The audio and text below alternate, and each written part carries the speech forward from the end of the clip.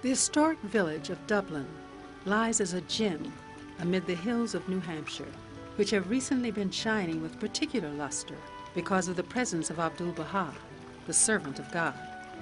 This was the description given by Joseph H. Hannan upon the arrival of Abdu'l-Baha in Dublin on July 25, 1912. He spent more consecutive days in this community than any other location while visiting the United States. In the summer of 2005, the Dublin Inn was offered as a gift to the American Baha'i community. The National Spiritual Assembly accepted this gift to be used as a place of visitation and meetings.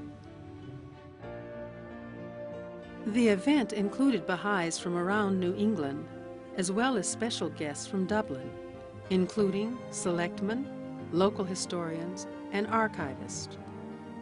We are overjoyed that you have taken it over and that it will be kept properly as a shrine, but also as a historic building.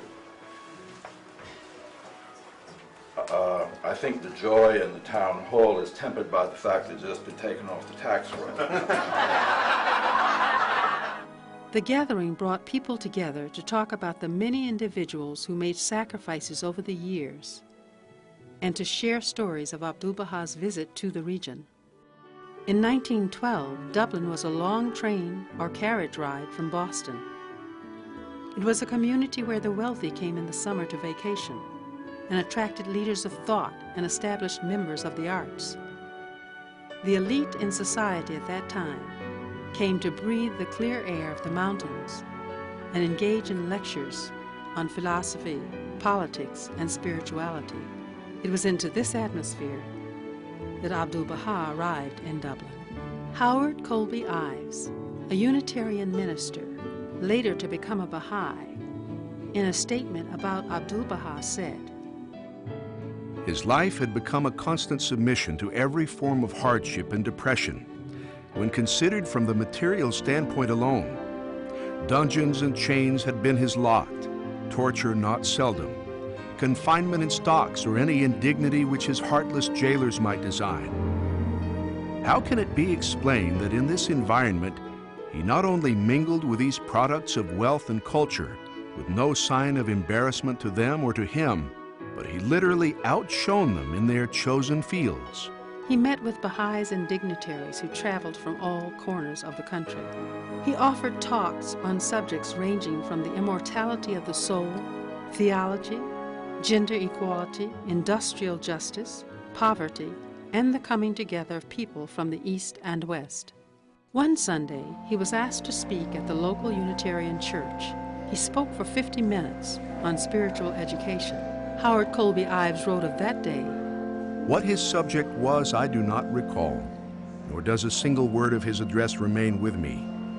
My memory is all of the quiet New England church, the crowded pews, and Abdu'l-Baha on the platform. His cream-colored robe, his white hair and beard, his radiant smile and courteous demeanor.